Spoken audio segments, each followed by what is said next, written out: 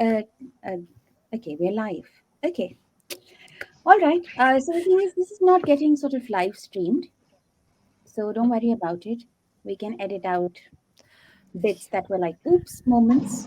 But yeah, but I'm going to now sort of get into the questions. I know you've already sort of probably seen the questions, but was this the first time you were sort of reading books by authors who write for young people?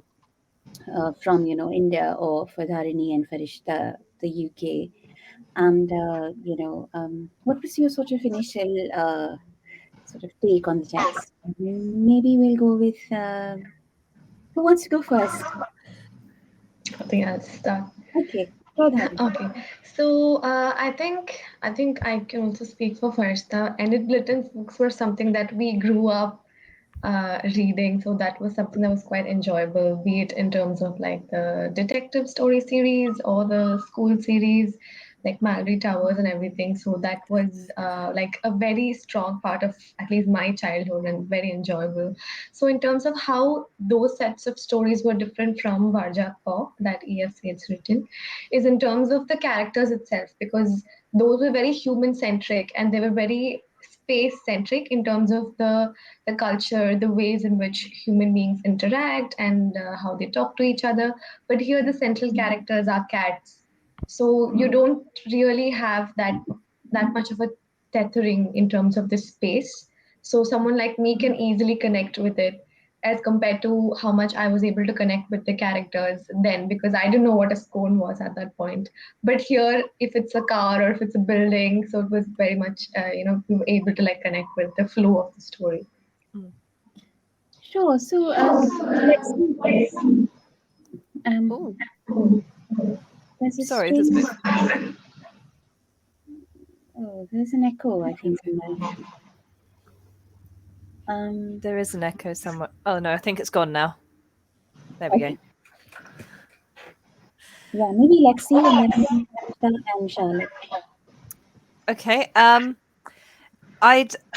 hadn't read anything by an author from India before, but I had read from authors who have an Indian background. So I but had grown up in the UK. So I've read stories before that have are set in India and definitely have um, Indian influences on them. But this was the first time I'd actually read a book by someone who had, who was Indian, had grown up in India, as opposed to, having an Indian family. So I absolutely loved it, actually. I really did. And I found it really, it was almost magical kind of seeing this different culture, this different country through the eyes of cats. And it was so different than it would be seeing it through the eyes of a human character like I'd seen before. So yeah, it was a bit of a magical experience almost. Which books had you read before this? The author I read was Jasbinder Balan. So Mm. she'd done the same course that we're doing as well. So she was one of our recommended texts, actually.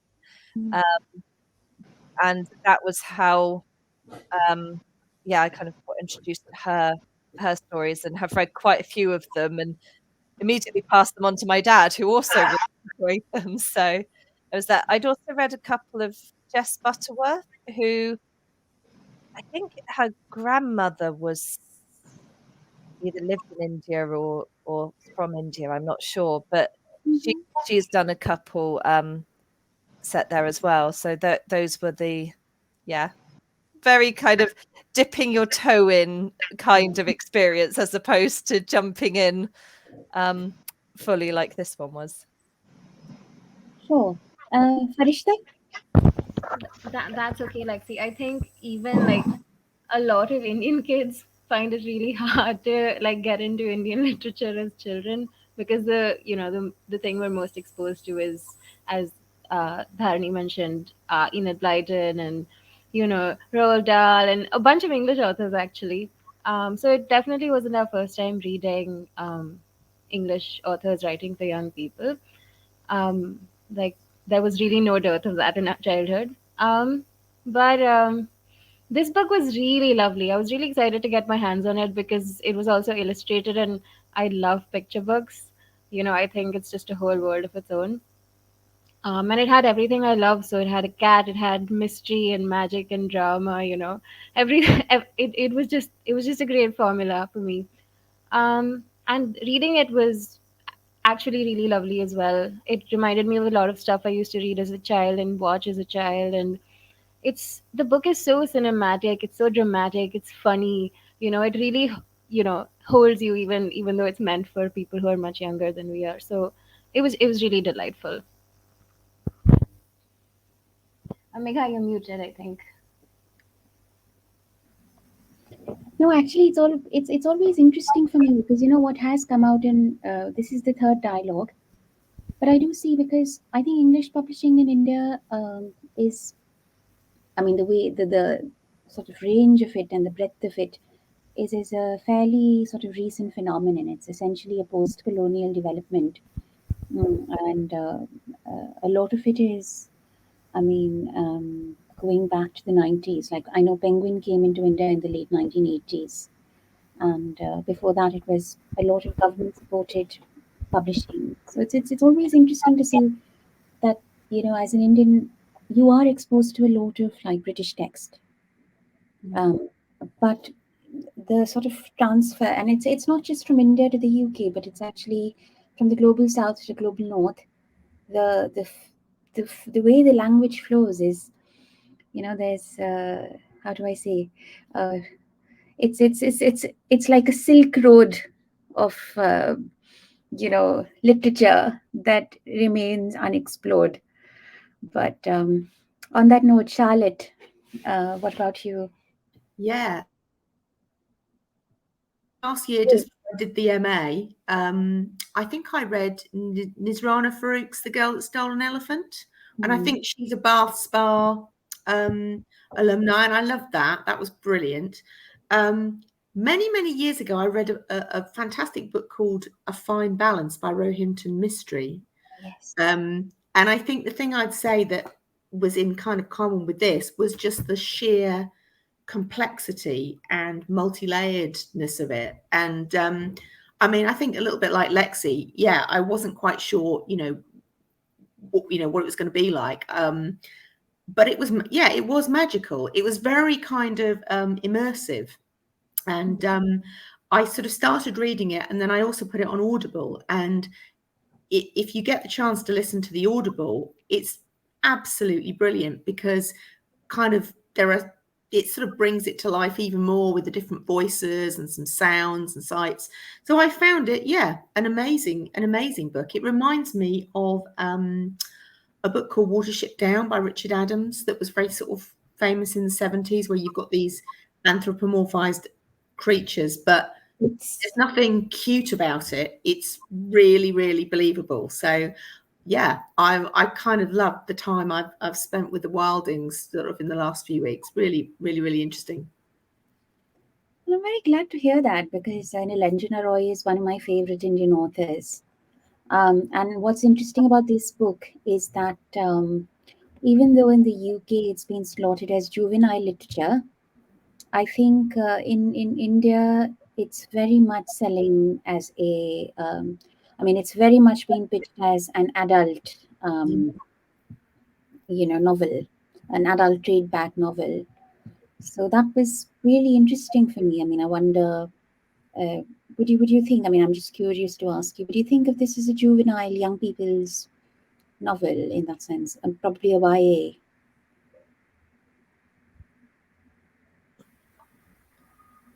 Charlotte, do you want to go first? I mean, I think that it would definitely sit on any, I'd say, adult bookshelf. I mean, there's always this dialogue, isn't there, about, is children's literature meant to be inferior to literature for adults? I don't think that's the case at all. I think it's just about the audience, but it's definitely for, I would say, upper middle grade, what sort of teen YA.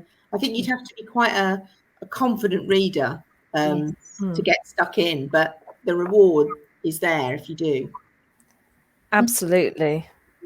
Yeah, I think a mature kind of upper middle grade audience could handle it, but it doesn't hold back in, in its I don't want to say it's not necessarily brutal, but some of the fights and some of the injuries that are described are quite for a younger audience definitely would be a little bit upsetting, I think, for some of them. But teen, young adult, I think definitely would.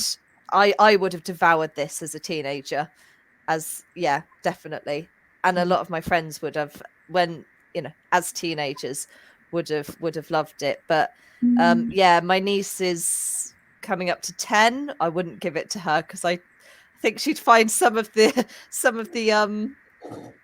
the hunting parts and the fight parts a little bit too upsetting at the moment.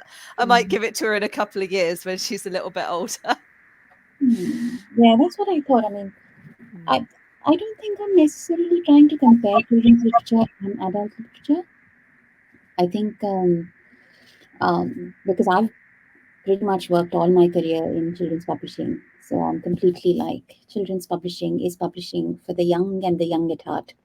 So the I think my question more was actually, and which you have sort of answered about why. I mean, I'm just pondering about whether this book would work for probably the YA segment because it's just not like being slotted that way in India. But anyway, moving on to the sort of second question that I had on my list for you was both the novels explore this idea of domestic animals. It's sort of uh, exploring their wildness. And I get a sense that all of you are cat people here. I mean, I know Farishta said she is very much a cat person. Charlotte is also a cat person. Lexi, Dharani, not really cat people. Yeah, I mean, but did the book sort of make you think about this idea of domestic animals? I mean, did they make you sort of think of domestic animals in a new way, and also sort of ponder these ties that bind the human and the non-human world, through sort of this link with domestic animals and in other ways as well? We'll go with Farishta. So I wish I was a cat person because I love cats, but I can't bring myself to actually go up to them and befriend them yet. But I do love to like look at them. I think they're very inspiring animals because they're so compelling. You look at them, you want to draw them, you want to write about them, you want to invent little mysteries about them. In that way, yeah, I'm very much a cat person. But um, when it comes to befriending them, dogs come easier to me. But I think there's already a lot in our imagination about cats. We've seen so much media about cats, so much literature is centered on cats. So this book, I don't think it gave me anything particularly new to think about cats, but I think that it really fed into my imagination about them. It kind of gave me, a new story to look forward to when it comes to cats. So that was really lovely. Mhm. And I do think it was doing a lot of really interesting stuff with the human and the non-human worlds. For one, it's set in a city. I think both our books are set in a city, and that in itself, animals inhabiting spaces that are supposedly man-made, and the interaction of those elements together was really interesting stuff because these like when you think about the natural, you don't necessarily, at least up until very recently, think about cities. You think about, say, forests and hills and stuff like that.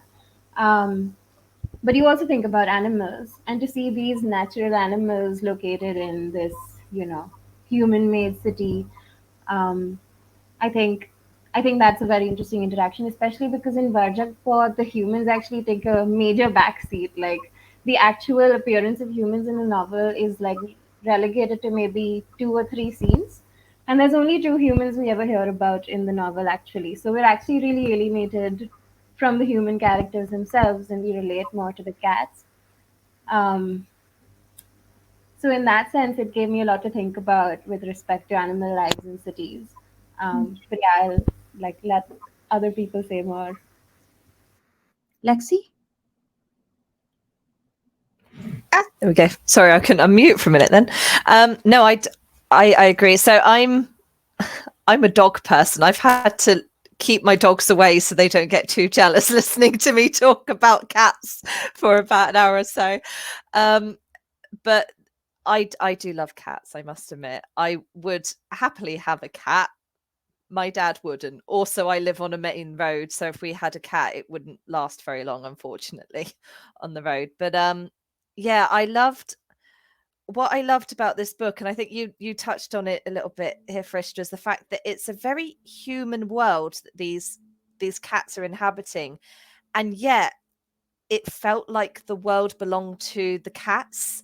Like it didn't really feel like the humans almost should have been there. I felt like I was, almost an intruder on the cat's world. And it was interesting that yeah, they managed to reclaim this human setting for yeah, and a very what we normally see as a domestic animal being very wild as well. I did like how in the Wildings all of the cats are wild except for the ones in the shuttered house who end up being the antagonists, and there's only one good, I suppose we could say in inverted commas, one good indoor cat. And it was really interesting seeing how the wildness was the thing that was being celebrated about these very domestic creatures. It was really, yeah, it was interesting to read. Any books I've read from an animal protagonist viewpoint in the past have always been wild animals. The only exception was The Call of the Wild by Jack London, which obviously is about the dog who then becomes wild. So it was a very, or White Fang, where he's wild and then becomes domestic. So it was interesting not having that almost travel through from one to the other. It was very much set in the wild, yeah, in despite being in the middle of a city, and a very busy city as well.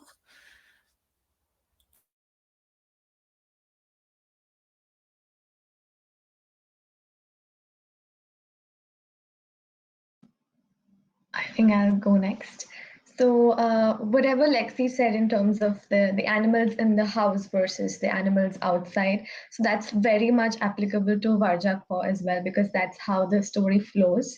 And in terms of the connection, the bonds between the humans and the non-humans. So here in the story, you do not see humans being foregrounded. So we see the world and we explore it through these cats.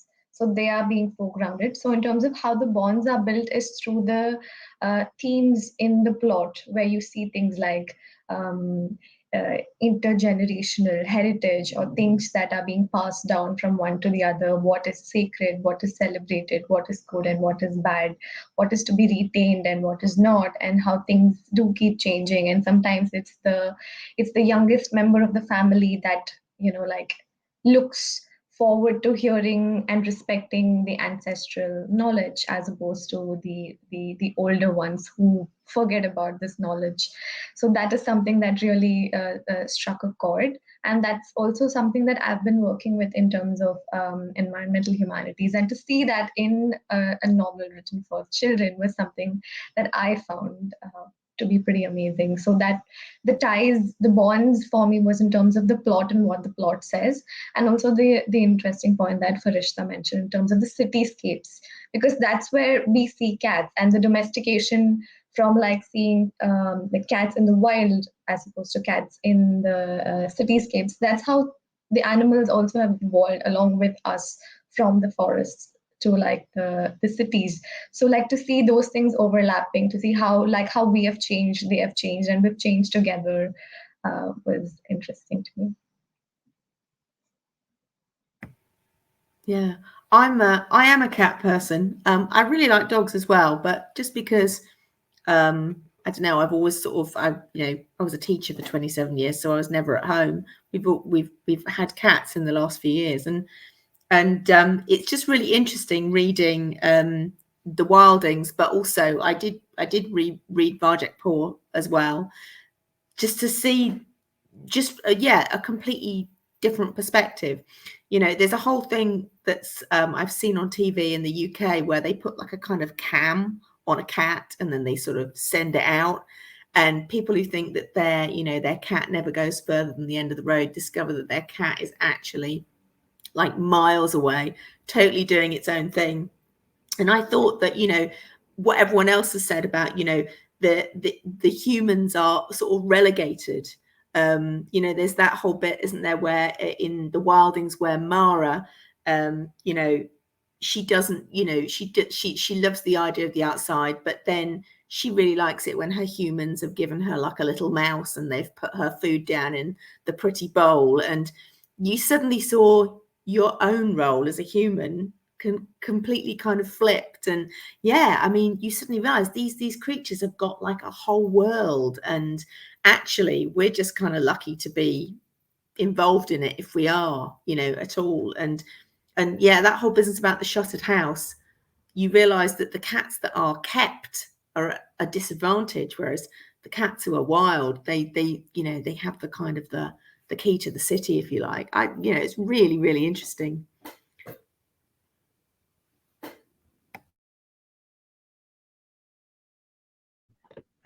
I have to keep reminding myself of this.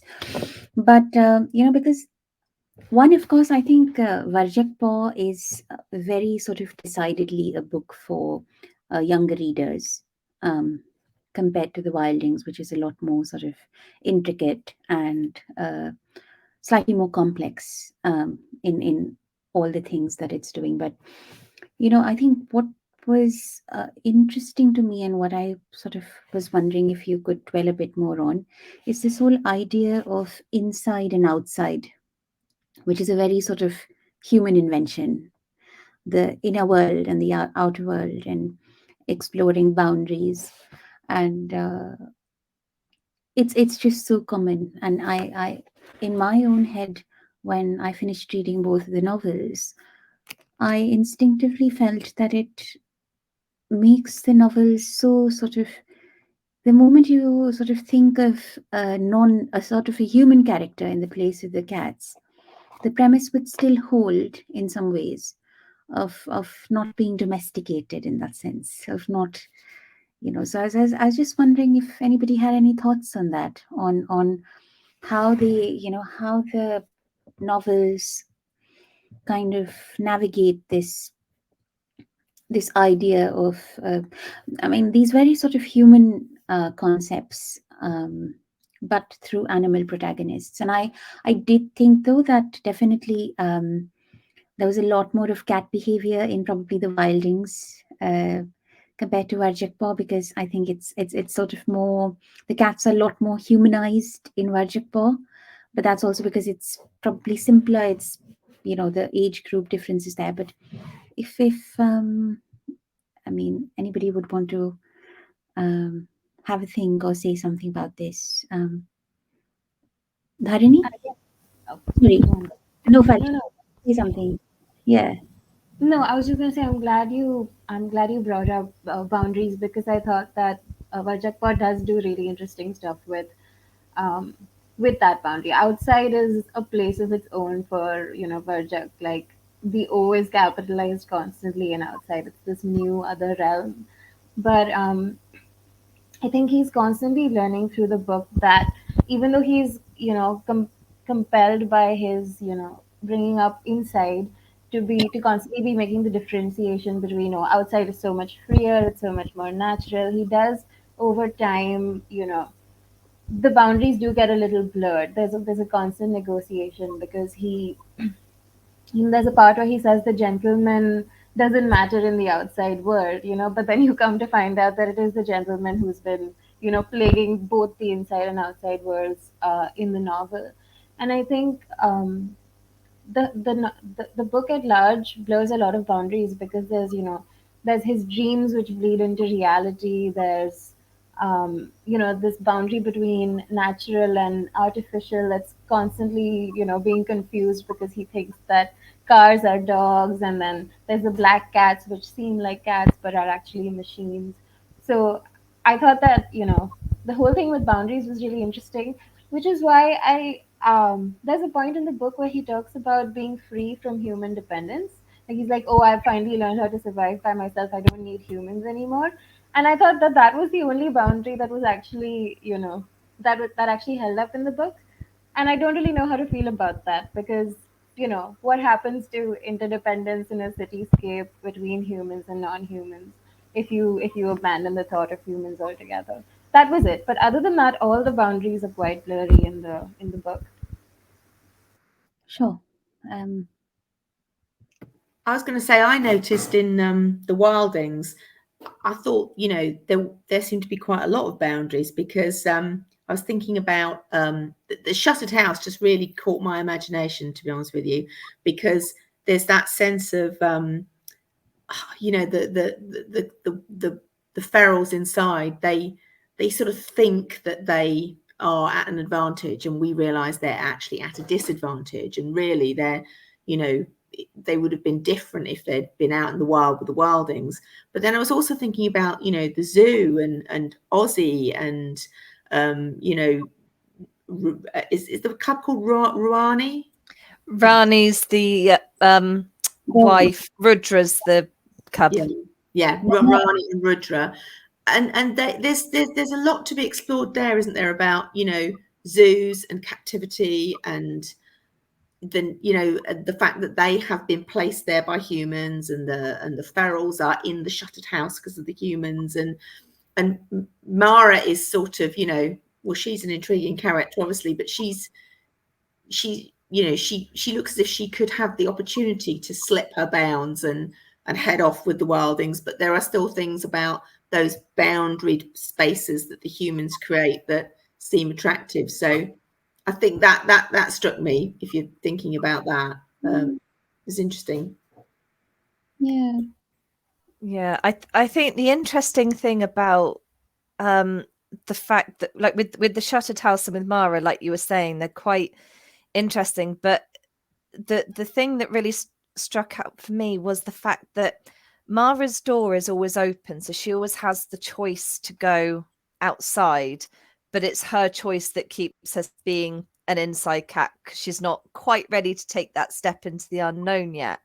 And yet with the Shuttered House cats, they don't have the choice to go out because, as the name suggests, it's all closed in, and it's really interesting seeing the effect that has on the different cats and how they end up, the one that's closed in by force then becomes at a disadvantage and then becomes the antagonist. And yeah, as we were saying, like, about boundaries, you've also got the boundaries in the outside world as well, because all the different groups of cats have their own different areas that they're allowed in, and there's I think it's the shrine, isn't it, where they're all allowed to meet, and Yes. everything. This is the one place where everybody can come in and no one's going to get in trouble. And it's interesting seeing that idea of the boundaries being in the outside wildcats' lives, as well as the physical almost boundaries of the walls of the houses, or, as you said, the cages of the tigers' enclosures. In terms of the cat characters, again, in the beginning of the novel, it's all black and white in terms of what is good and what is bad. And at least for Varjak, for him, the outside space is something that is very exciting because it's all in his imagination. So then he feels like that's the place where you can be what you want to be, and that's the place that the mystical deified ancestor Jalal comes from. But then for his parents, the narrative is different, wherein they say that the outside world is a cruel world, and Jalal wanted to escape this and find a safe haven, which they found in this house, and that's something that we've got to keep up. But then once events ensue, and then Barjak has to go outside. All of these binaries are continuously challenged, and then whatever he thought about the inside spaces and outside spaces, it is in a state of flux. It keeps changing, and sometimes he misses home and he wants to go back, but sometimes he's like, no, this is where I belong, and this is where I am. And there's also this section in the novel wherein he's like, do I belong in both the places? Am I the one connecting it, or what is it? So there's that little bit of an existential situation that's also going on. And This, sorry. this, sorry, this whole concept is very human, isn't it? This whole Yeah, idea of boundaries. yeah. Uh, So which is why, like, one of the things that I wrote based on whatever questions that you had shared was, how would this novel be if the cats were replaced with humans? And then in terms of like the change, which was very similar to what you said when you began this whole topic. And then when I started digging deeper, the only explanation which I was comfortable with was in terms of the target audience. So when like younger kids read it, it's the easiest way in which they can connect with the cats, to see if like whatever they are thinking and whatever they are being told is similar to what the cat is going through, so to form that kind of a connection. Perhaps I could be wrong, but that was something that I somehow just picked up on. But then how that went on changing was something interesting, to like when it becomes a little gray. And even in terms of the illustrations, whenever the city or the house is being illustrated, it's like black, but when you're talking about the his dreams, it's all gray. So then you have that kind of a bridge between the real world and the imaginary space. So then, and then eventually you see like the colors also change a little bit, and then you see a mixing of those, which also happens in terms of the perspectives. And one other very similar thing, which is very human, was in terms of how the people inside, not people, how the cats inside the house view the cats that are coming from outside, because they are supposedly the purebred Mesopotamian cats. And then when they see these other two cats, basically the reason for Wajak to survive, and then they're like, but they are not purebred, so they have to stay out. So that kind of a hierarchy was also something that reminded me a lot about like sociological elements that human beings go through as well. So yeah, basically that's. no, I think that's what was really fascinating about this set of novels. That the more I sort of, because I'm studying global history as part of my uh, final year project, and it's this idea of difference, of setting boundaries and differentiating people and othering people is, it's such a human creation in that sense. I mean, it happens in the natural world too, but we are just masters at it. And it's such invented genius sometimes. So I was really fascinated by how the authors have really flown with that concept in these novels. But on that note, I also wanted to ask you, about the animal voice. This is always a problem with novels where the protagonist is not human. How convincing is that animal voice? Was there any moment when you felt that, oh, well, actually, I don't think a cat's going to talk like that? Yeah, probably I'll go with Lexi. Lexi. Okay. Do you know what? In this book, I didn't get pulled out of the cat's world at any point. It all all the time I just felt like I was in the minds of the cats. The only time I got a little bit confused was sometimes when the perspective shifted, like between one paragraph and the next, and I sometimes forgot which cat I was with. But that was about it, to be honest. I thought the way she'd captured the behaviors of the cats in this is just incredible. To like even the really small details of how the cats clean, like their paws getting in between each claw, how the teeth are chattering just as they're about to go hunting. All these little tiny details that were just absolutely incredible. And I was watching cats in my head do this as I was reading it. So yeah, in this case, I think this book was fantastic at keeping me at staying in the animal's voice and keeping me in the animal's head the whole time. Even when she sometimes goes to, like, she goes to the birds once or twice, and she goes to the mongoose once or twice as well. I think she does the mouse once or twice as well, doesn't she? And each time, yeah, I never felt like I'd stepped away from that animal world or that animal perspective. It was always, yeah, I was right in there. I felt like I suddenly had 4 legs instead of 2 and a lot of extra fur. It was brilliant.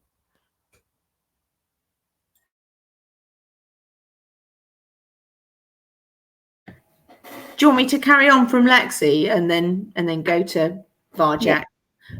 Yeah, I mean, I totally agree with Lexi. It was so immersive, and I think I would recommend a listen to the Audible because the voices were amplified even more. You know, Mara had this kind of very sort of, you know, shrill, kittenish, like piping little voice. And then, you know, Ratsbane and Aconite, they were Datura, they were horrible, you know, and you could really hear the intent. I was totally invested all the time. Jethro was my favourite creature, little Jethro on biryani, you know, nibbling away. And I thought that was brilliant. And he's so brave. I would say if I was going to have reservations about maybe any one character, it might be Ozzy, because it's more of an imaginative leap to believe in the lion than the cat. But that's me just looking for a kind of, you know, a point of contrast, maybe as devil's advocate.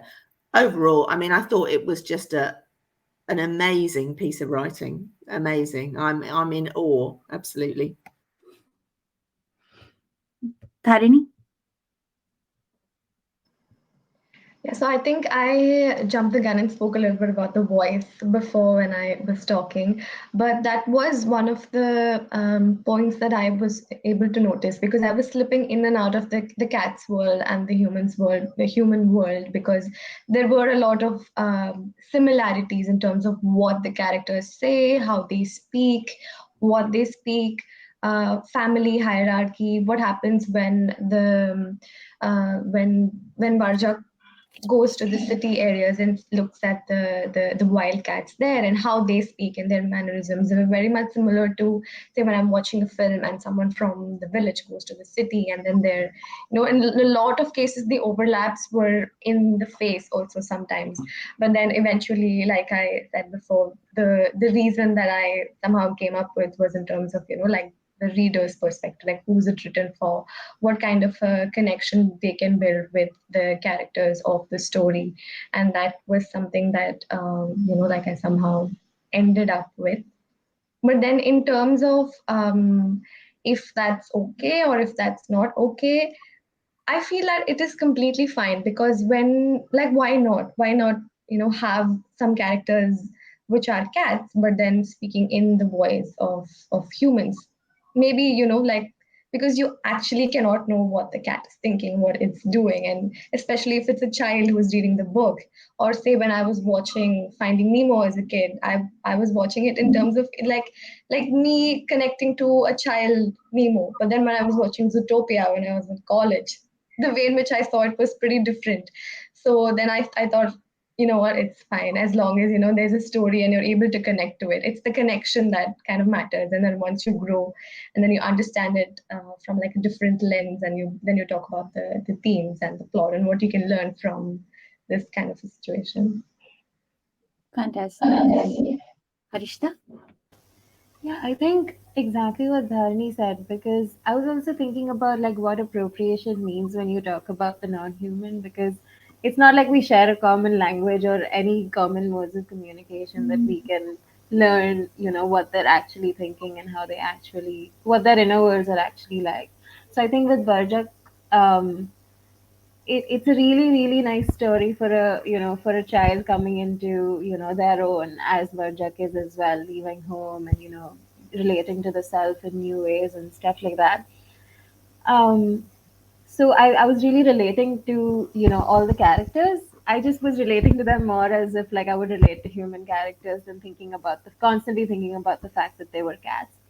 There was one moment where where it was very overtly confusing, which was when Roger gets attacked by this tomcat called Ginger because he's in his territory. And SF Said refers to the ginger cat as it, not as he or she. And I was like, oh, why is a cat thinking about another cat as an it? Because Vajak identifies a cat as a cat, not a monster or a beast or anything outside of the cat world. But he's still thinking it pounced up at Varjak, it attacked and stuff like that. So that was a little confusing. But overall, I think it's, yeah, as Dharani said, I think it's totally fine. I think it's a great story regardless. Yeah. So, yeah, like the only interesting thing I learned, in terms of this animal voices was I think last semester we read this book called um, it's it's it's written. It tries to talk. It's written by Laura Jean on. Oh my God, my memory is just failing me. But she's tried to sort of. It's set in Australia, and the authors. It won a bunch of awards. And the interesting thing in that was that she tries to have the animals speak. And so there's this strange, halting, not entirely comprehensible portions of writing. I'm going to try and remember that, but I think we'll get on to the next question in the meanwhile, which is reading favorite bits of the writing. So how this works is that when you're reading your bit, maybe you just offer some sort of background to uh, why you like this bit, and then you read it. And when I think this is what we usually play with our social media clips, so everybody gets their own screen time. Yeah. Okay, please don't give me screen time, Ganesh. Can we? Yeah.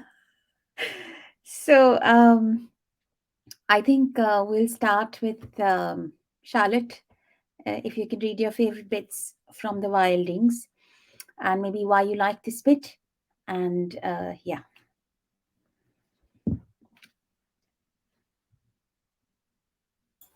Yeah. You're on mute. You're on mute. Sorry.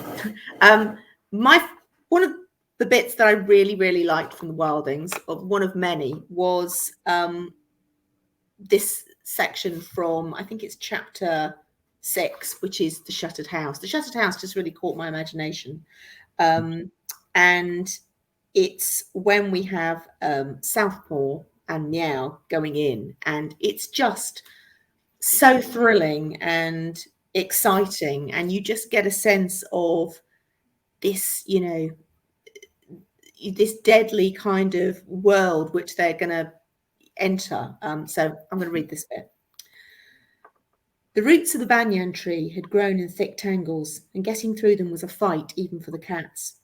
Southpaw watched in admiration as Meow flattened herself, seeming to flow past the thick creepers.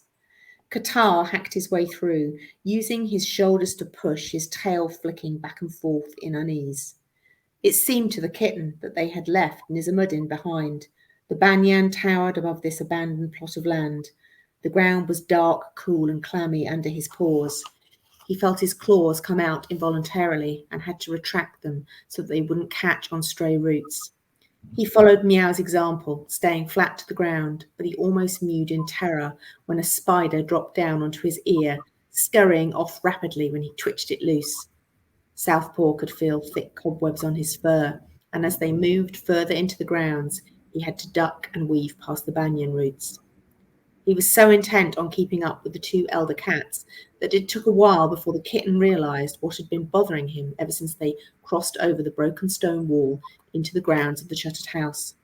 The sounds of Nizamuddin, the cacophony of the Big Feet's cars and their voices, the barking of dogs, the clutter and bustle of a busy neighbourhood, all of these were muffled by the undergrowth and by the banyan tree whose offshoot shrouded the place. Instead of the quiet clicking of the beetles built up in his mind, making his whiskers twitch with their steady, unbearably regular beat, every now and then the clicking would stop, and Southpaw found his fur tingling as he waited for it to grow again. They were advancing through a tangle of undergrowth and scrub now, Meow cautiously scanning the ground for predators. "Watch out for snakes," she linked quietly, using her whiskers to transmit, then risking a mew. Southpaw felt his paws freeze in place. He had seen a cobra take a crow's eggs once and watched its black hood with mixed fear and bloodlust, unsure whether he wanted to kill it or run until his paws would carry him no further. Qatar turned his head. "We can go back if you're afraid," the Tom signalled. Southpaw twitched his whiskers in the negative, hoping neither cat would sense how scared he was. The kitten had prowled along the perimeter of the shuttered house before, unable to stay away, but being inside its grounds with the sound of the beetles and the dread that rose up in his small stomach was different. They were still in the thick of the scrub, manoeuvring carefully through the prickly acacia bushes when Southpaw smelled it.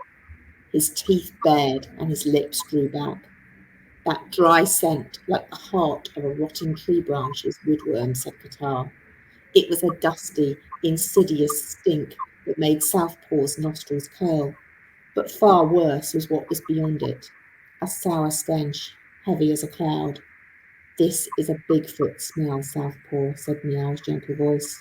"Mark it well, it's the smell of age and decay and sadness." By now, the teeth were fully bared, his hackles up. He growled a low, warning sound as they approached the crumbling, ramshackle house. Okay.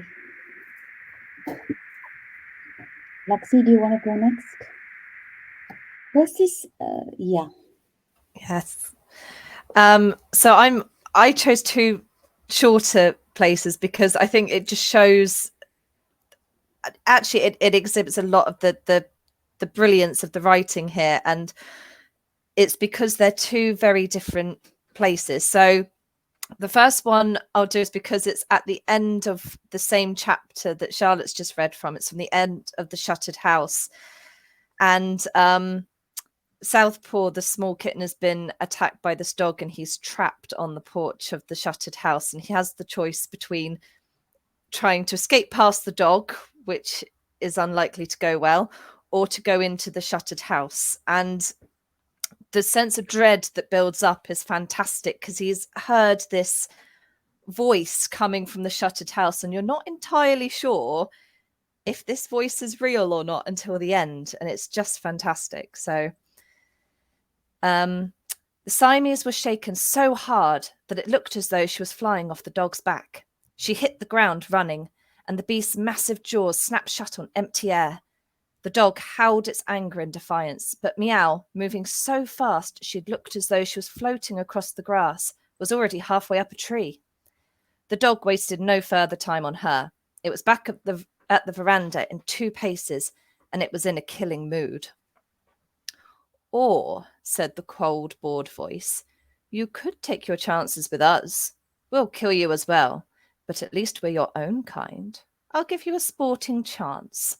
How about that?" From inside the house, a paw flicked at the rotten planks, creating a hole in the door. Southpaw stared at the dog. The animal was poised above him. Its tongue was hanging out, and in a few seconds, its paw would slam down, perhaps for the last time. From where he was, standing but wobbly in the undergrowth, Qatar guessed the kitten's thoughts. "Not the shuttered house, Southpaw. It's too dangerous." The stench of the shuttered house was strong in the kitten's nostrils, the scent of death, decay, blood, and madness. The house held the promise of death, but perhaps, thought Southpaw, he might escape from whatever was in there.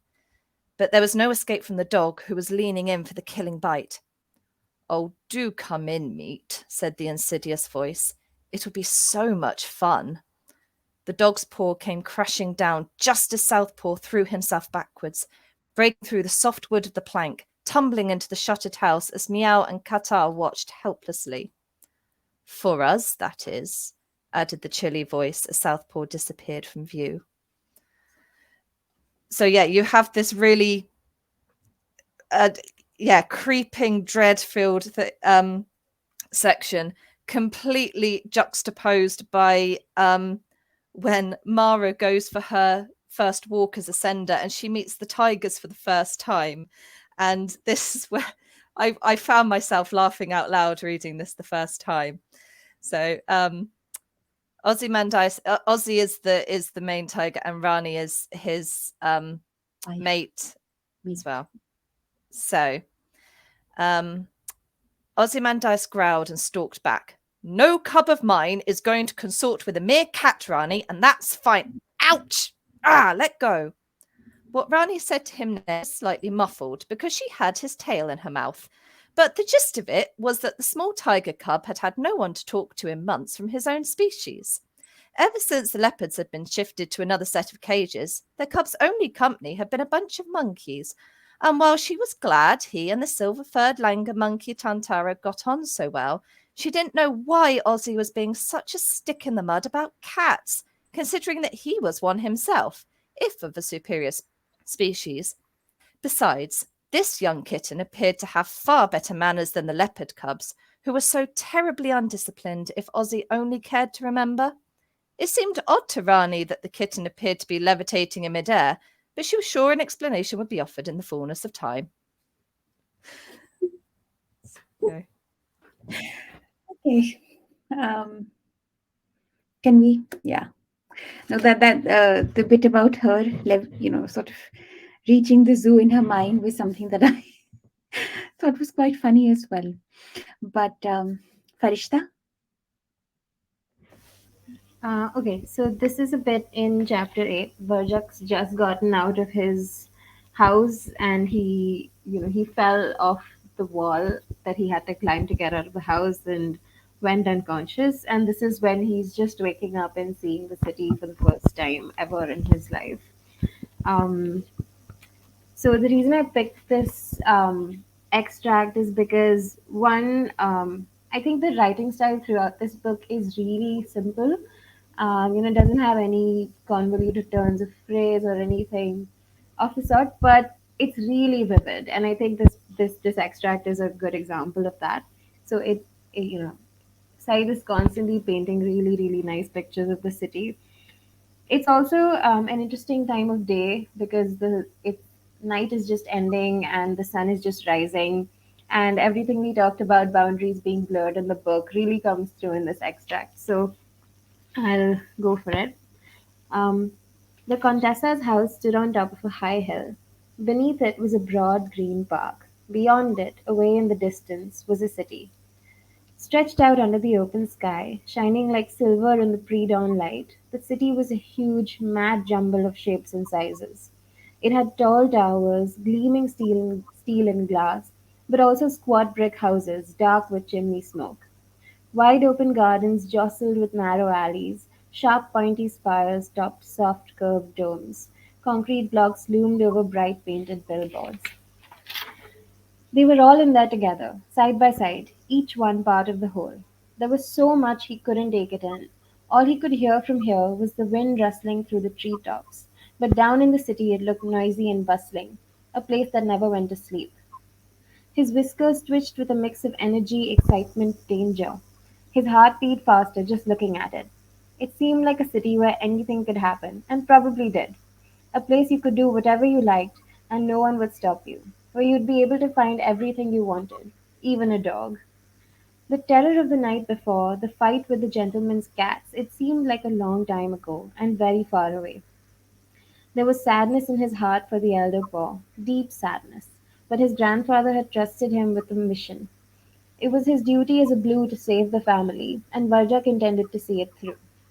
He ventured down the hill. It was steeper than it looked, and soon he found himself running, almost rolling down the slope. But it was joy to stretch out in the open. A splash of sunshine lit the horizon. He'd never seen a sunrise before, and the sky outside was alive with streaks of amber light.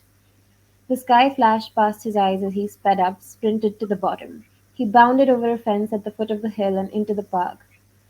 Around this time, back in the Contessa's house, the family would be waking up and licking each other clean. Varja grinned. He hated washing, and already there was a satisfying build-up of mud between his claws. Next, the family would obediently munch their food out of china bowls. It would be the gentleman's vile-smelling caviar today. But now that he was outside, He wouldn't have to eat anything he didn't like. He could choose what to eat and when to eat. After eating, the family would go to their litter trays. Ha! Varjak crouched by a tree. No litter tray for him today. It felt good. It felt natural. It felt, he thought, like it ought to feel. Yeah. Oh, Dharini? Yeah, I'll go. So here, what I did is I picked 4, 5 very small sections because I thought like those had like a nice flow. And I think before starting to read these bits, I'll just read in the description, which is in the fine like the book cover. Um, Vajapur is a Mesopotamian blue kitten. He lives high up in an old house on a hill. He's never left home, but then his grandfather tells him about the way, a secret martial art for cats. Now, Varjak must use the way to survive in a city full of dangerous dogs, cat gangs, and strangers to fall, the mysterious vanishings. So the first section that I have chosen was what the elder Paw, the grandfather, tells Varjak Paw in terms of the tale or what the way is. The way, said the elder Paw, has been passed down through the ages from paw to paw. Much of it has been forgotten over the years, lost and corrupted through time. Now, only fragments remain. Perhaps the way will help us talk to dogs, perhaps not.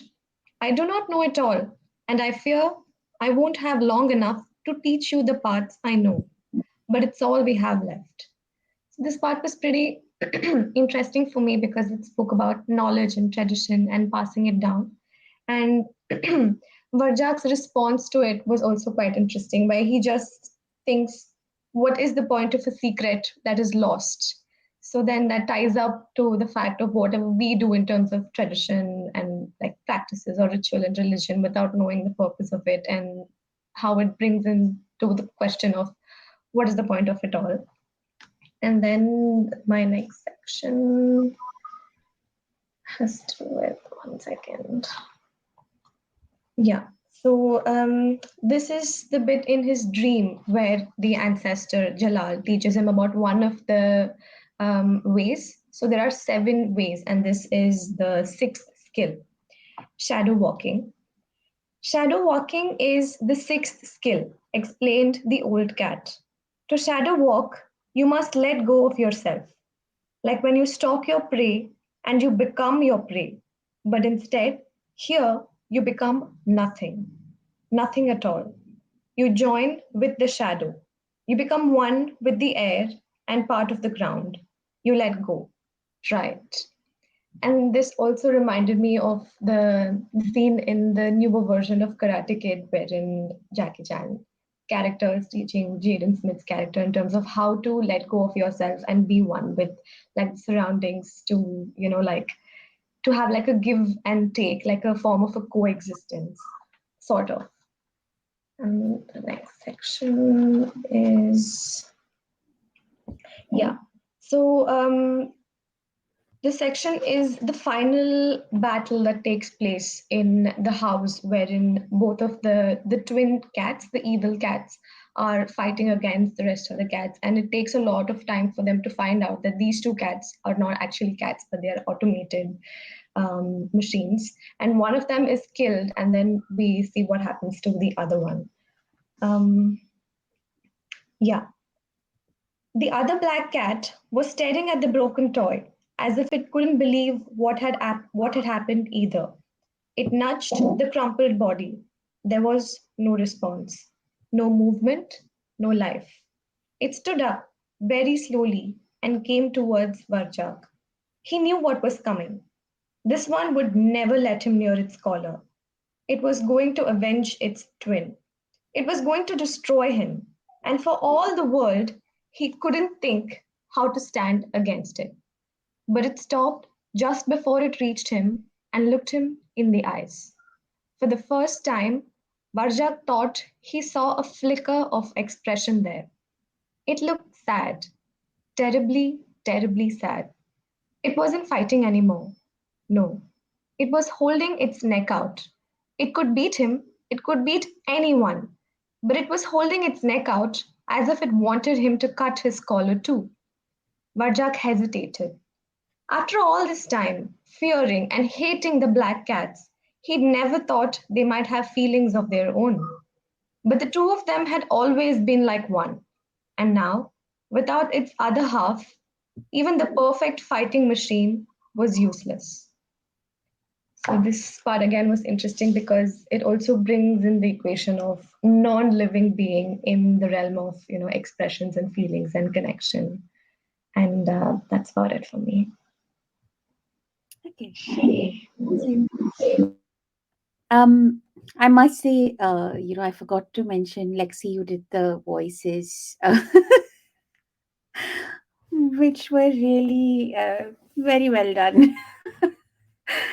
But no, thank you for choosing the bits that you did. Very interesting. I'm going to quickly, because we have 3 more questions, and I realize we already passed the hour. So I hope nobody is in a tearing hurry. I'll try and wrap this up as quickly as.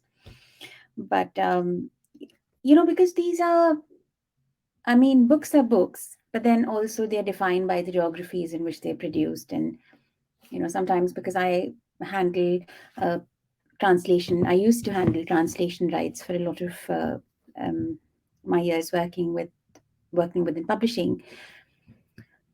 Do you think when you read these books, I'd probably go with Lexi and Charlotte first.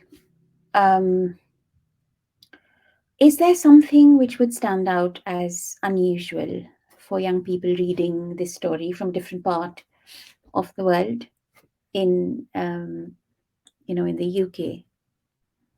Charlotte? Ooh, sorry, just unmuted. I think that it's, I think it's a brilliant book, but I think that one of the things that I've sort of am learning really fast on this, MA, having only been 2 terms in, is that a lot of success of books is about marketing. And I think this book is fantastic. I think it's such a good book, but I just wonder exactly how it would be marketed in the UK, because you go into like a bookshop, obviously we all use Amazon as well, but you go into a bookshop and they have like tables of, middle grade chapter books, YA, teen. And I think that, I think it would sit well on a YA table, but it's very different to a lot of YA stuff that's out there, which might be more kind of concerned with human relationships, romance, that sort of thing. So I think that there's definitely a readership for it. It's a very intelligent book, and I think there is, I think that, young people very often are very interested in animals, and so I think it's definitely got a market, but I think that it would have to be pitched quite carefully, and it would need a careful marketing campaign to really kind of find its audience. That's my take anyway. That's very interesting. It's a very sort of considered marketing oriented approach. But Lexi? Yeah, I can see what you mean, that it might be difficult to find like the right way to market it to get it into people's hands. But I think if, to be fair, once someone's got it in their hand and they've read it and it's spreading word of mouth, I think a lot of people will definitely be going to their friend, you have to read this, you have to read this. In terms of, is there anything they might find difficult to relate to? I think overall, not really. There might be some like names for things that they might not quite. I mean, I think it was like I knew what a teal was, in the sense of I knew it was a hunting bird. I didn't know exactly what it looked like, so I just, for my imagination purposes, I looked it up. But it wasn't. The word teal, for example, didn't take me out of the book enough that I didn't know that a hawk type bird was being described, for example. So I think there might be a few things like that, where there's particular references to particular smells, for example, that younger people might not be particularly familiar with. So if that's described in the book, it's not going to do anything to help place them more in the setting. But at the same time, I don't think it's going to take them out of it at all. So yeah, I think, to sum up, I guess, really, in a way, I don't think there's anything they would find difficult to relate to, but I think there's some parts of the description, some parts of the world that's mentioned that for someone who was familiar with, Delhi, for example, would automatically, it places them there. But for someone who isn't, it doesn't take you out, but it doesn't add anything to helping place, if that makes sense. Dharini? Yeah. I think people in India would definitely be able to relate to the story and the characters, because Varjat Kaur at least is not rooted in terms of the place, like I said when I started talking about this particular book. So you explore the stories in terms of the culture of the cats, in terms of what is the way and what are its aspects. And apart from that, in terms of geography, you only have mentions of the Mesopotamian region. But apart from these, the other areas which are explored, which is inside the house or the cityscapes, are kind of universal in terms of the fact that cities are everywhere. But then if I have to bring in some form of a distinction, it would not be in terms of India or UK, but it would be more of people living in the cities versus people living in like the countrysides of villages. So for them, it might be a little different. But for the people living in cities, these are the cats that they see roaming around. And then you have alleys, and then you have a bunch of cats which are together. And then you have the purebred cats with collars. So these are all things that they're very much familiar with. So I feel that they would be able to relate. Sure. Farishta? Yeah, I agree with Dharni there. I think the Indian demographic is so wide ranging, it's hard to speak on behalf of everybody. But for the most part, since the book isn't rooted anywhere in particular, it is quite relatable, especially since we, like I mentioned, at least Dharni in my generation, we did grow up reading a lot of Western literature anyway. So it wasn't, it wasn't a plunge into a new world as literature wise as such. Um, the thing that did stand out to me in terms of it being a children's book was that in some places it was a little dark, and I found myself going, "Oh, the talks of like it's like suicidal talk in a children's book," because there's a point at which Varjak is so down in the dumps. He thinks, "Oh, it might be better to die now than to continue living, this life," or the point at which the bit that Tharni read out, where the non-living cat comes up to Varjak and asks to be killed. I thought that was also a little spooky for kids. But other than that, and other than the illustrations, which in themselves are quite sharp and scratchy and spooky, I didn't think it would be particularly unusual for kids here. Farishta, can you check your sort of speaker, because I think there's a sort of strong echo that's coming out of it. It's there's this humming sound. Am I the only person hearing it, or did anybody else hear it as well? Can you still hear it? It's better now. I think when you were Better? talking, you could hear a lot of buzzing. Oh, I'm It- so sorry. No, Okay. it was all audible. Don't worry. And this is one of the best things about not having a live session. Oh God, I've had really bad times with live sessions. So,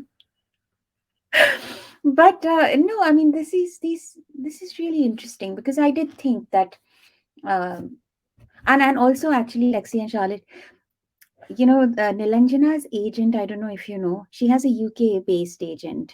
So David Godwin's her agent in the UK, and so this book was also actually published in the UK. I think, was it Pushkin Press? I'm not sure. Yeah, Sorry. it's Pushkin Press, which Yeah. is it's sort of quite a small. I mean, I'm not I don't know a great deal about the publishing industry, but I think it's quite a small imprint. And there was a woman called Sarah Adina who was working there for a while, who was trying to find all sorts of interesting books. So yeah, it's really interesting because Pushkin's been publishing a lot. I think it's the only publisher in the UK that's published a lot of Indian authors in the market, which is interesting to me. But yeah, I mean, yeah, just sort of relates back to the whole thing about marketing, isn't it?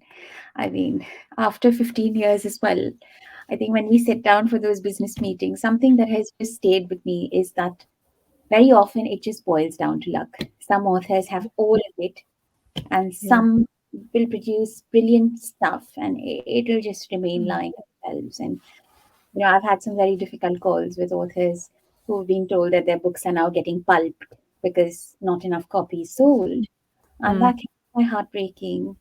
But at the same time, we've had these, books where we've published a debut author and they've just sold and sold, and the book's gone into a reprint within, 2 months of its release. And everybody in the office is happy. And I realized that, well, there's a divine element to the publishing business. And there is a lot of, it's anybody's game sort of aspect to publishing success as writers. But to move on to the next question was also, I mean, do you think these books subscribe to what one would call a commonly held notion of environmental literature? And, how do you think that they contribute to our understanding of the Anthropocene?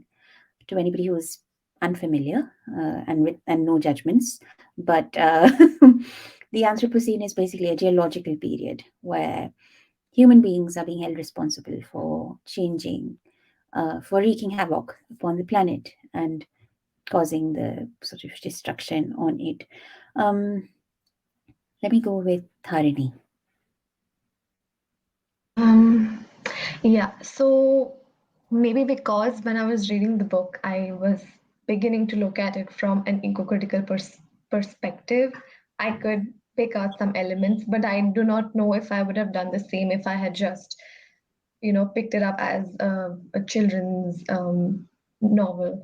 So that is something that I would like to acknowledge in the beginning. But in terms of how you can build relationships with spaces in terms of inside the house or outside in cityscapes and naturescapes, or in terms of connecting with your roots and ancestors in terms of the knowledge, and how you can there's also the section where in the dreams, each of the dream begins with what the land feels like, and what the fruits smell like, and what the rivers feel like, and the sound that is in the background. And towards the end, as the dreams sequence, in the final dream, Varjak feels like it's his land, he belongs there. So that kind of connection, or the progression of that, was also something that was noteworthy. And in terms of the Anthropocene, we have the human characters, which are very evident. So you have one character who is just spoken about, Contessa, the house that they live in. So how very caring she is and nurturing she is in terms of, what love that she gives to the cats, and how she takes care of them, and how just looking at them just makes the day better, is something that the cats also feel. They really love being around her and showing her their, like the little kittens.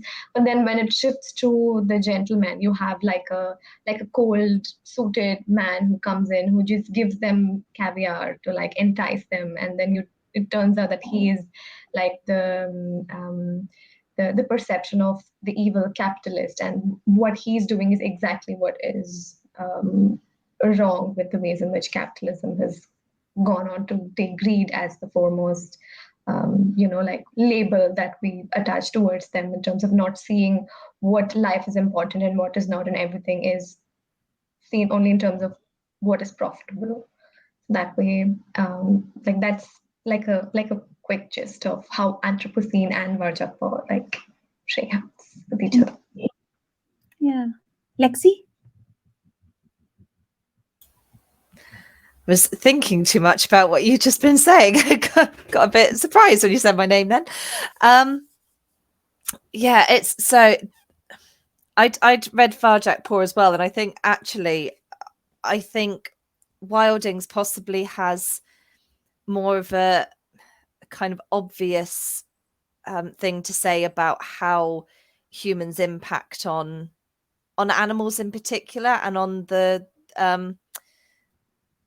wilderness especially, because when Ozzy and Rani are talking in the zoo about life in the wild, because they were obviously wild tigers that have come into the zoo, whereas their cubs not really known anything other than the zoo. So it's interesting when Mara's talking to these two older tigers, and they're saying about when Rudra's been taken away, he and the other cub are taken to a different enclosure because they're now old enough to breed, and obviously the zoo has a breeding program trying to get tiger numbers up,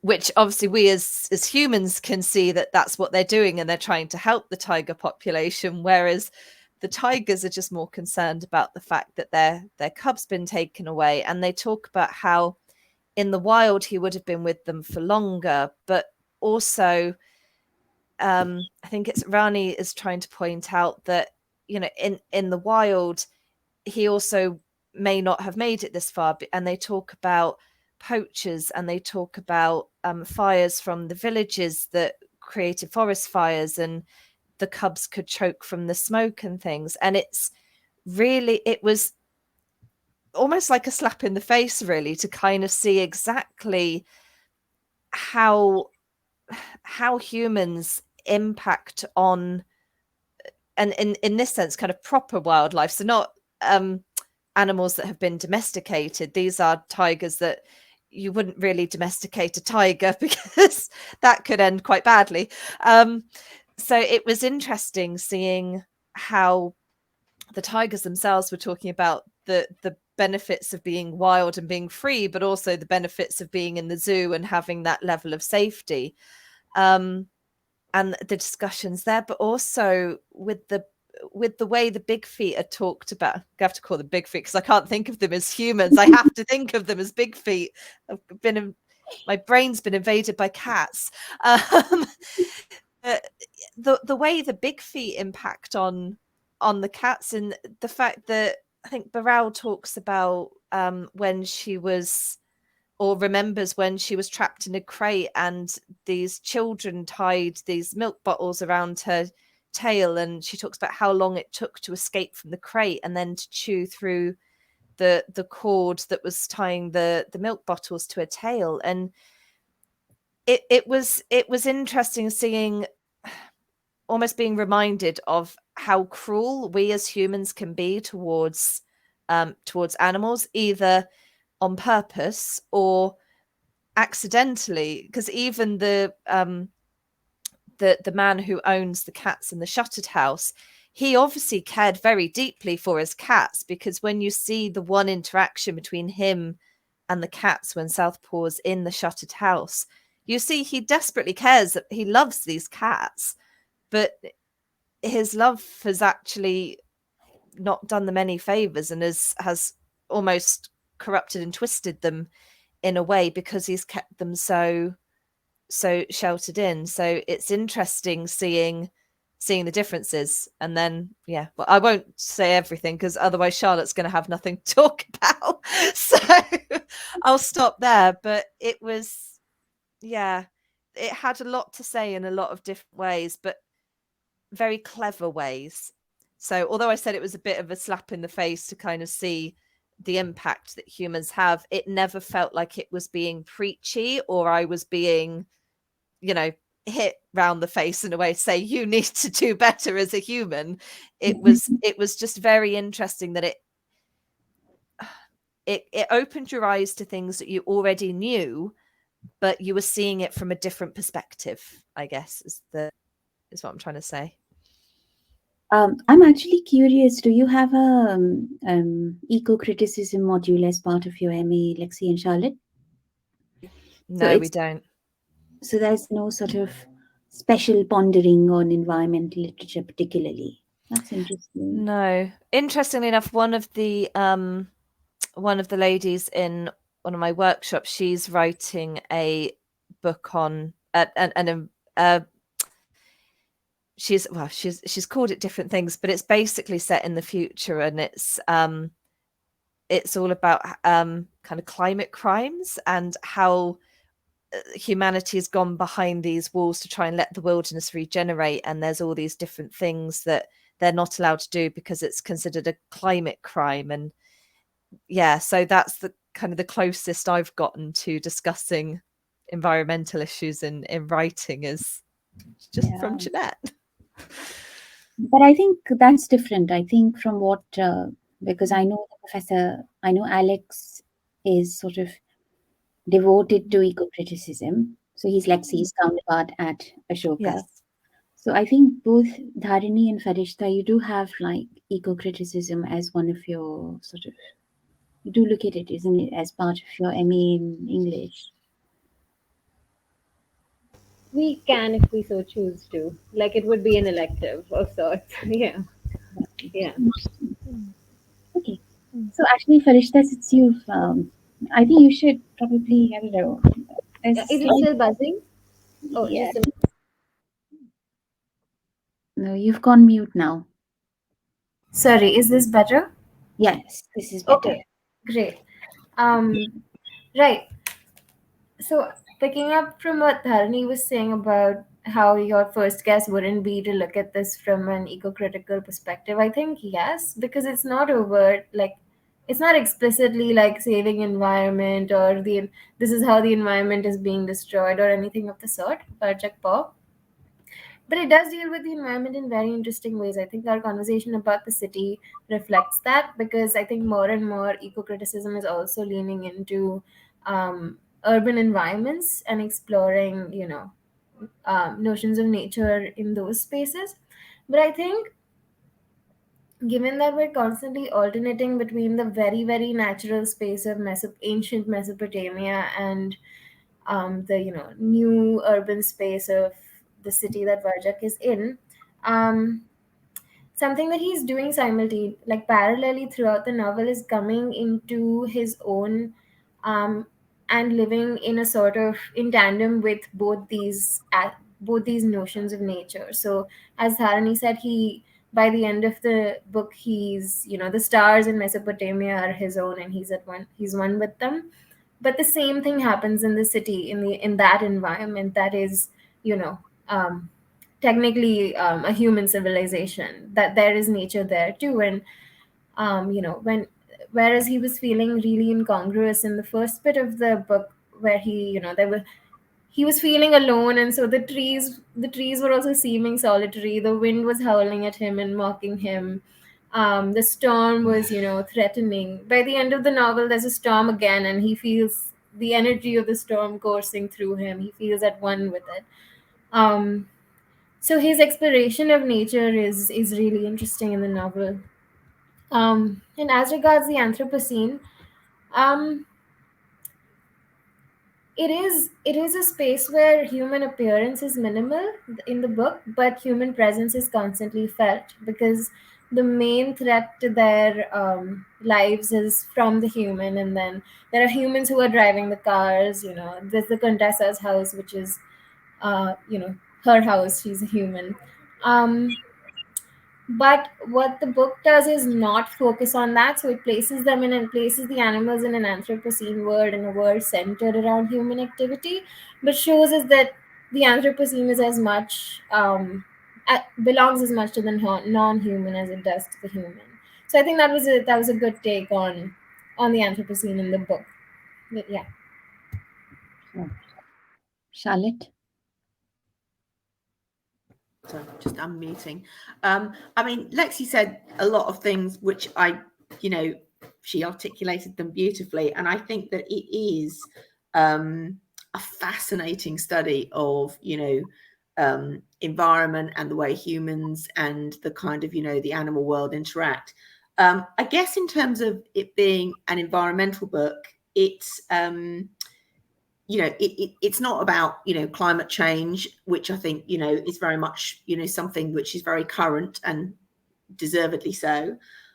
But it does kind of plunge you, into an environment where you think about, the setting and the streets and the twigs and the kind of, the alleyways and the river. And so you're very much thrown into the natural environment. And I think, there's a real respect for the setting, if that's, I don't know, a good way of putting it.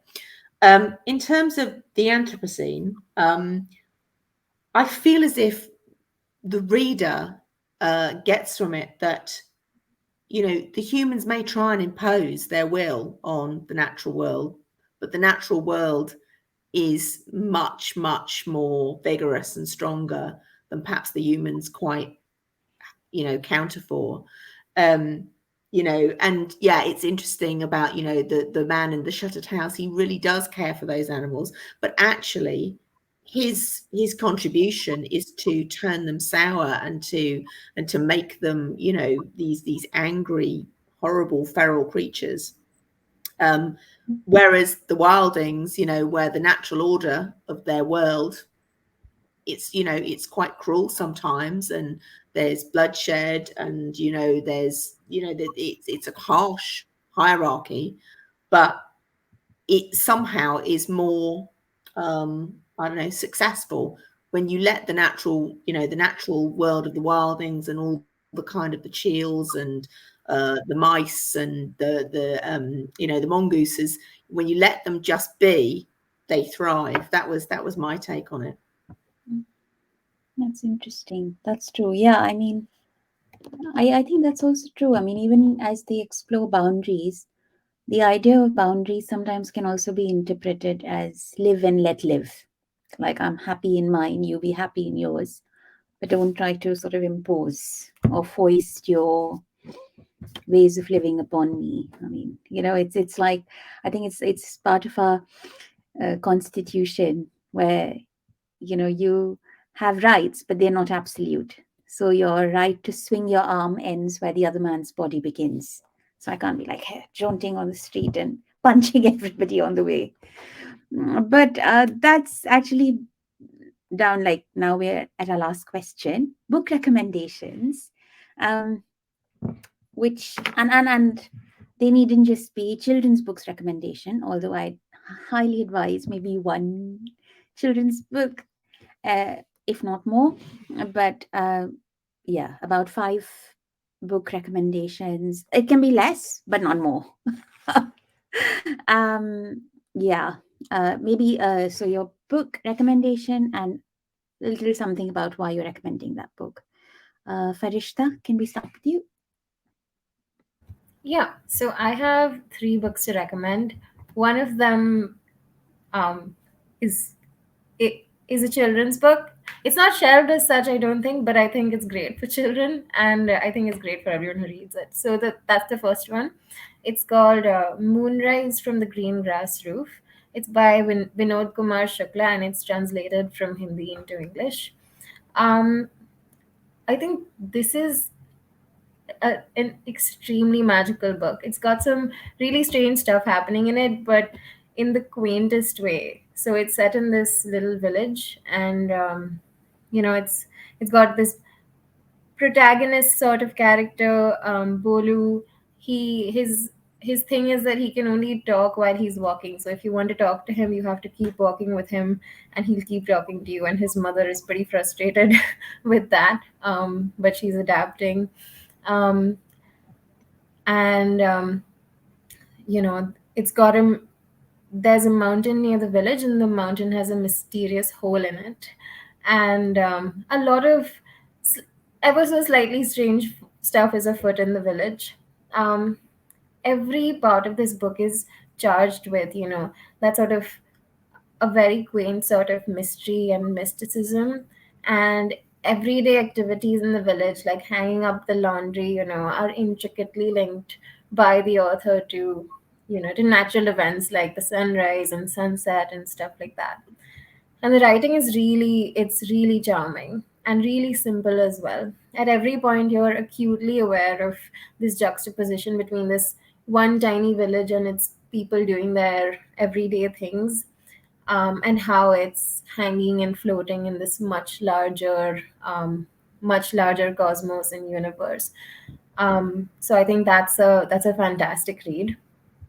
Um, my second recommendation may not be for children, but perhaps some children could enjoy some of these stories if they're into spooky stuff, which is a collection by Ruskin Bond. It's of his ghost stories. I grew up reading a lot of Ruskin Bond, as did a lot of children uh, in the areas that I grew up in. Um, these stories are pretty spooky, and they're set in the hills of Dehradun and Missouri. And Missouri is where Ruskin Bond also lives, and a lot of his work is set there as well. And all of the ghost stories, the ghosts and spirits are he derives them from myths and legends that are set in the natural environment of Dehradun and Missouri, and it's quite it's quite interesting. And my last recommendation is not for children at all. It's Namita Gokhale's Things to Leave Behind. It's set again in the hills in Nainital, again in northern India. Um, and the story, it doesn't really present itself as a coherent whole narrative, but it kind of rises up from the myths of the environment of Nainital, and from the environment itself. And like, this story wouldn't have existed if there were no lakes in Nainital, or if the people's lives weren't so intricately linked to the environments in which they exist. um, so those are my three recommendations. Right. So, sorry, Ganesh, if you're there, I don't think we need to jump to full screen for the book records. Yeah, I think yeah, and I know, Charlotte, you wanted to know which book. What was the name of the book? The Ruskin Bond book about ghosts. So as soon as I get the transcript, which would be tomorrow, I will share the book record. Yeah. So, Lexi. There we go. Okay, I've got one. I'm going to do one author recommendation and then two book recommendations. So, strangely enough, the two books I'm going to recommend, I haven't actually read myself. However, I have been told so many wonderful things about these books that even though it's nothing related to what I'm writing at the moment and therefore should be at the bottom of my list to read, they have crept right to the top of my to be read, I would say pile, but it's actually multiple piles at this point. So that tells you how much they've crept up. The first one is The Last Bear by Hannah Gold. Yes. Have you read it? I started reading it and then I discovered I have a bunch of things, but it's definitely on my. Everyone tells me it's such a lovely, heartwarming book, and it's about, I believe it's all about polar bears and about the extinction of the polar bears on this one island, and it's about this girl trying to bring polar bears back to Bear Island and save them. And it just sounds so wonderful and so much like a lot of because I used to read the Animal Ark books when I was young, which is this sounds very similar to. So I feel like I'm about to step back into my proper childhood when I pick up this book. So I'm going to recommend it to everyone else to hopefully step back into their childhood as well when they read it. Mm. The other one is The Last Whale by Chris Fick.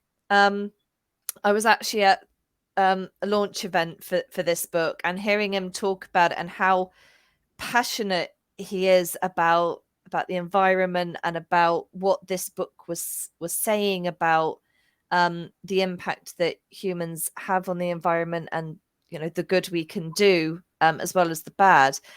I had to go and buy it there and then that night, even though I was there for the other author. I was still like, no, I need to go and buy this book, because just the passion of the author just persuaded me that it was going to be absolutely fantastic. And I mentioned her at the start, but Jess Butterworth does a lot of fantastic books, and all of them have, you know, an environmental message behind them. I think my favorite one is Running on the Roof of the World, which I think is her first one actually. But yeah, it's absolutely fantastic. And it, strange enough, it's another one that I gave immediately to my dad, and he then decided to go out and buy for my cousin's children. So, you know, if I can get a grumpy old man to enjoy it, then it says it's a very good book. So yeah, those are my recommendations. She's Bath Spa alumni, isn't it? I've seen her book in the library. Yes, she is. She is. I actually did the bachelor's with her. She's a really lovely lady as well, so that's even more reason to recommend her. Yeah, I've seen that book. It's got a very interesting orangey cover in the library. But Charlotte? Yeah, I actually went and picked one off the shelf that is a really, really beautiful book. It's called The Lost Spells, and it's by Robert Macfarlane, who writes a lot for adults. And his more famous book with Jackie Morris, the illustrator, is called The Lost Words.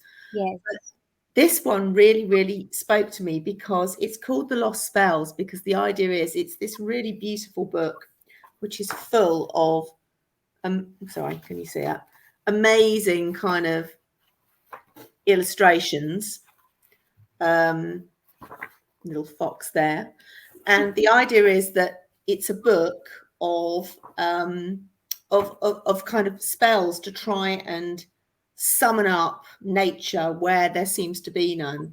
So it says, this is a book of spells to be spoken aloud. It tells its stories and sings its songs in paint and word. Here you will find incantations and summoning charms, spells that protect and spells that protest, tongue twisters, blessings, lullabies and psalms.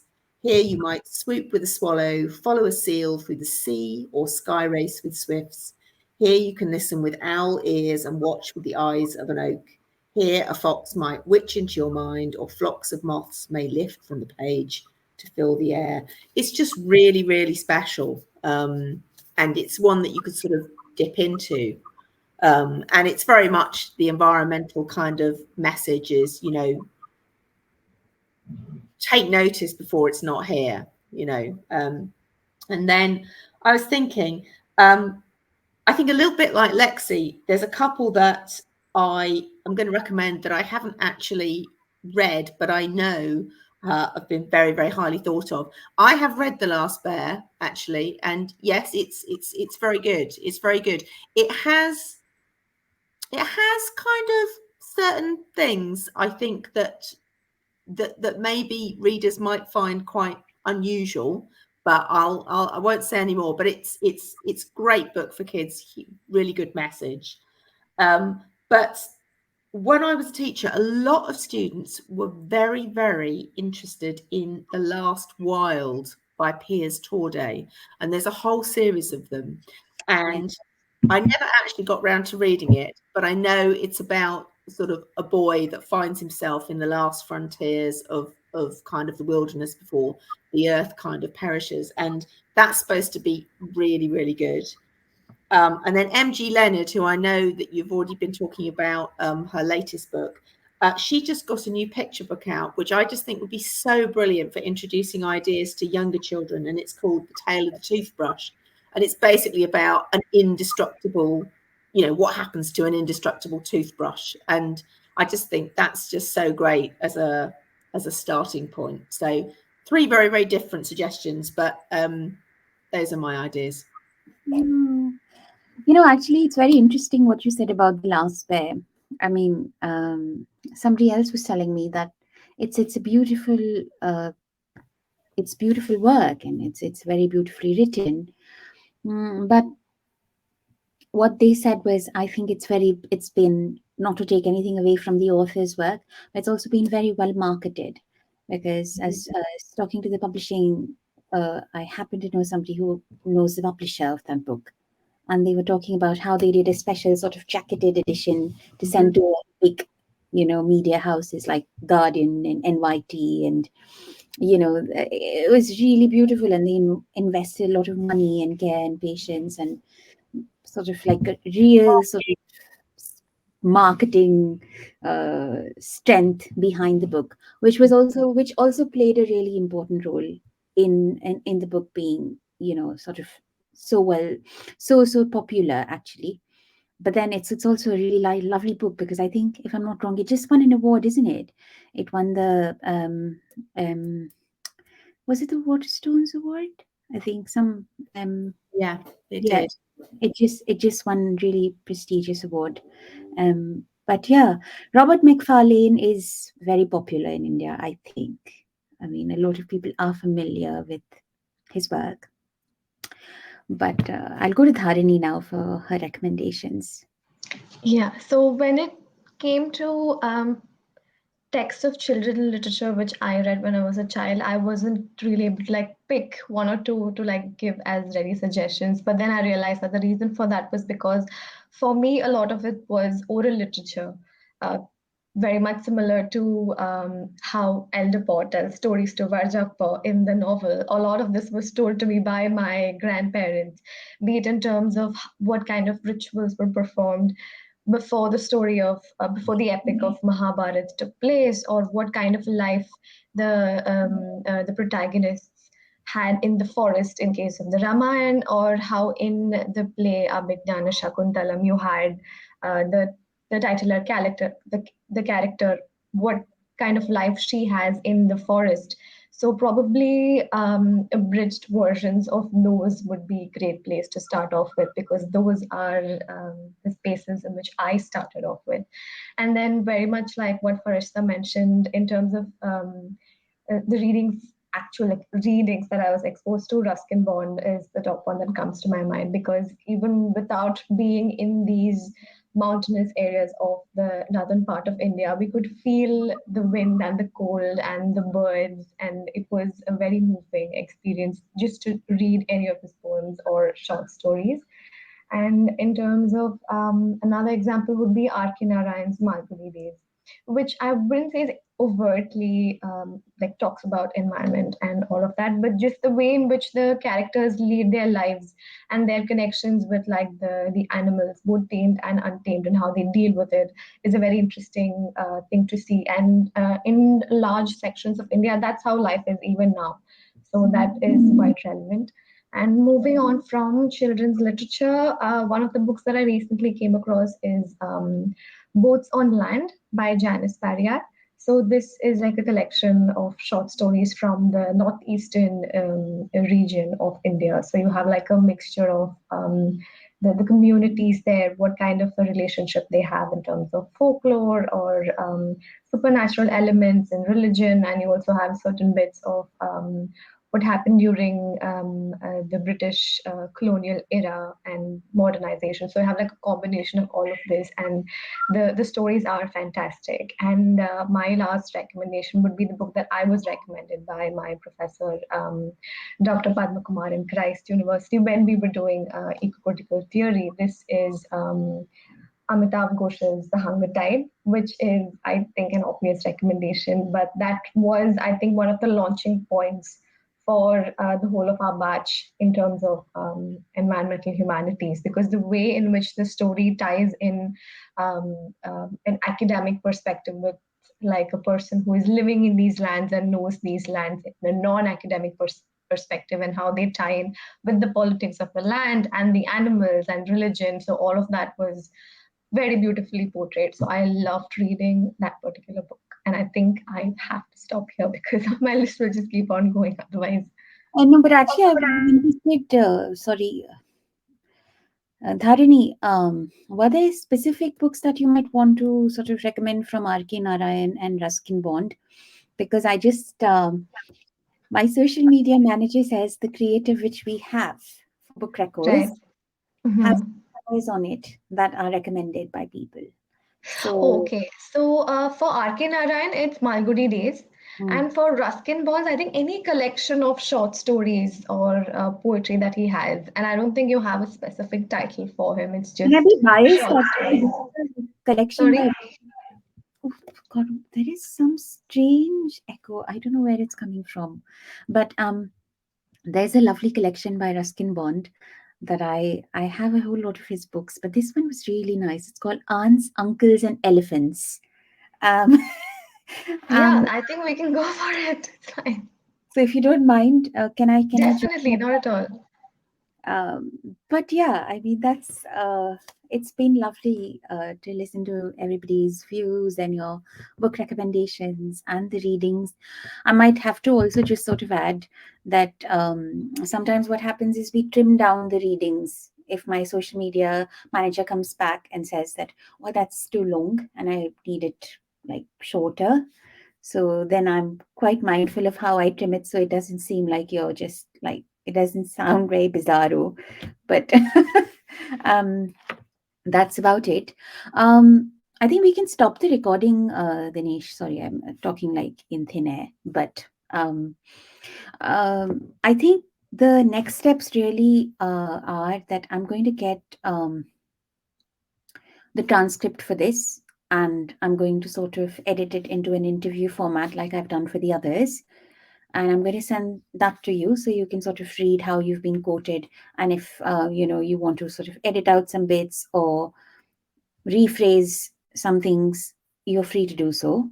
Um, this would go live in June, but it's just that May has been